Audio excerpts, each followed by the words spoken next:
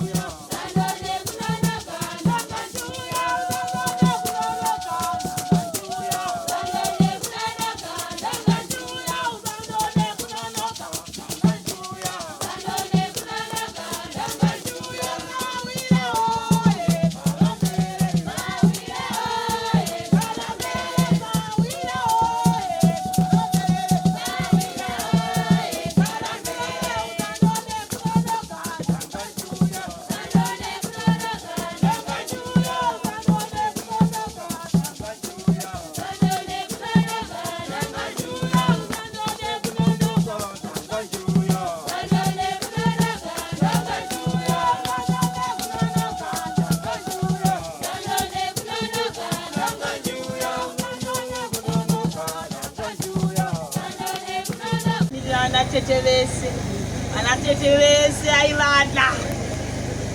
Tatenda munhu anga ane rudo kumunhu wese. Tatenda vanatete vake aivada rudo mwana uyu akanga akazara naro. Daitaona mumwe anoita kunge Tatenda rudo rwaanga ainaro. mumhuri tarasikirwa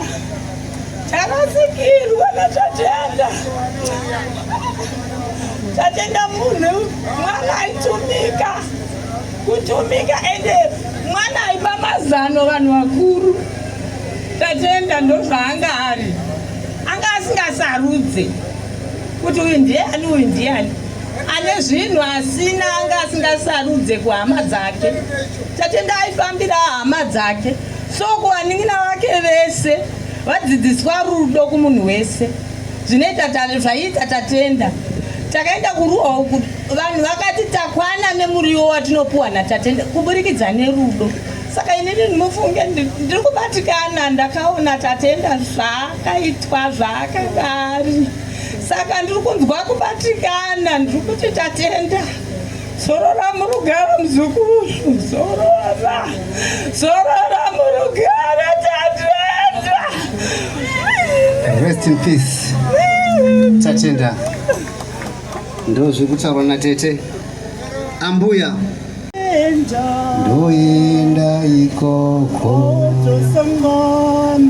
sangana kudenga sangana na Jesu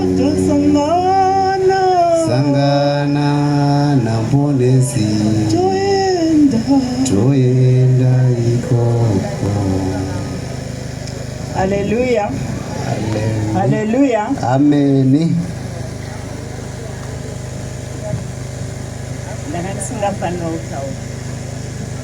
I thought vamwe anambuya vachazotaura nokuti zvekutaura,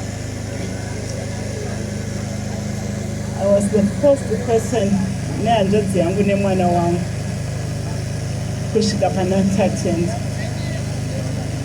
So zvekutaura ndiri kutozvishaya. Ndakaona mwana wehanzvadzi yangu ari kurwadziwa, ndakaona Tatenda ari kurwadziwa, ndikashaya kuti ndomubatsira tete batapo, tete batapo, tete ndinamatire tete.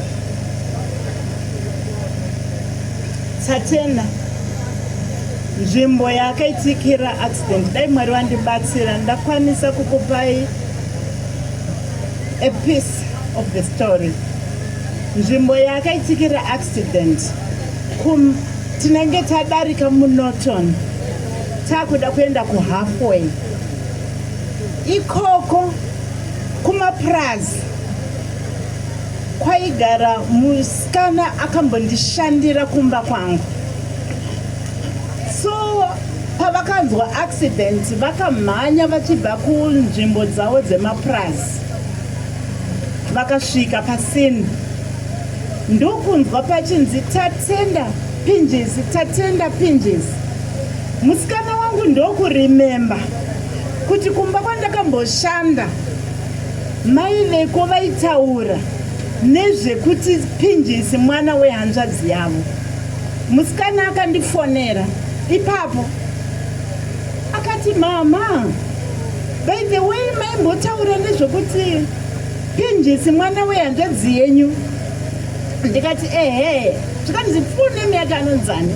Ndobva ndati anonzi Tatenda Pinjisi Kawa, asi Pinjisi izita rebasa, anonzi Tatenda Proud Kawa.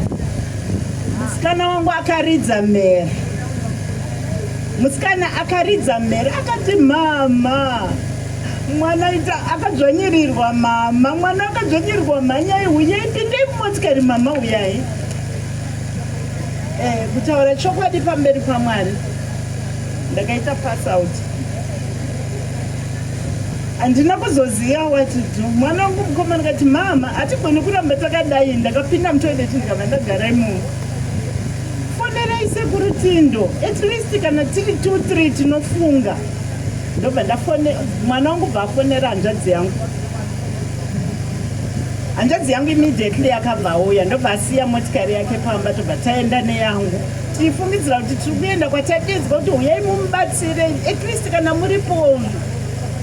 Mwana vanhu vatadza kumutakanura akadzvanyirirwa.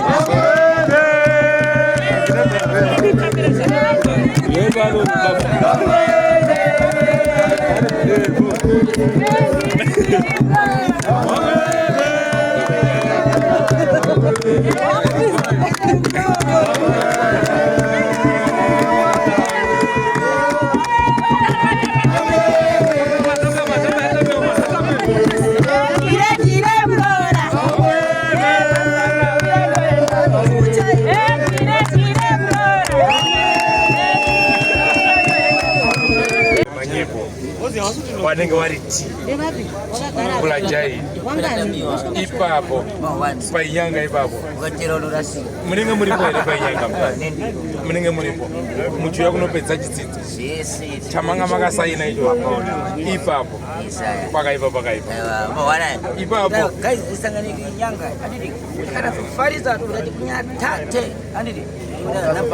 namba dzokufona chatabasikini please dokumbira location ichi isa ipapo kule ipapo dajai. Thanks very much.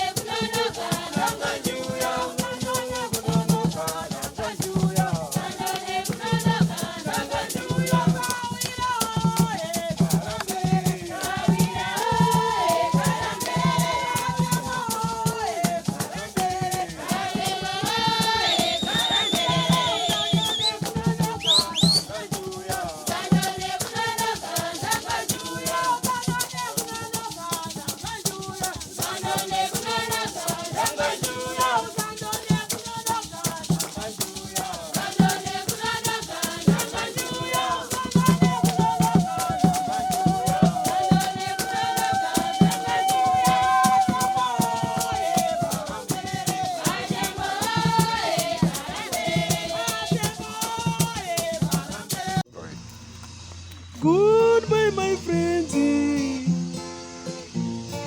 Goodbye, my friends.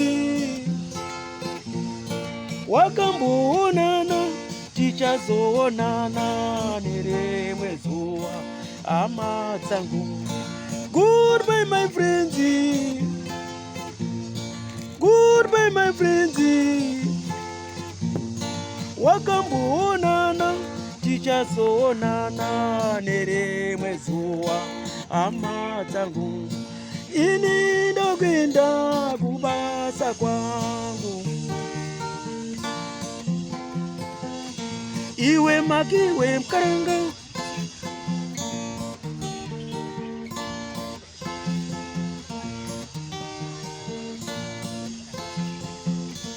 Iwe makiwe mkaranga, iwe makiwe mkaranga.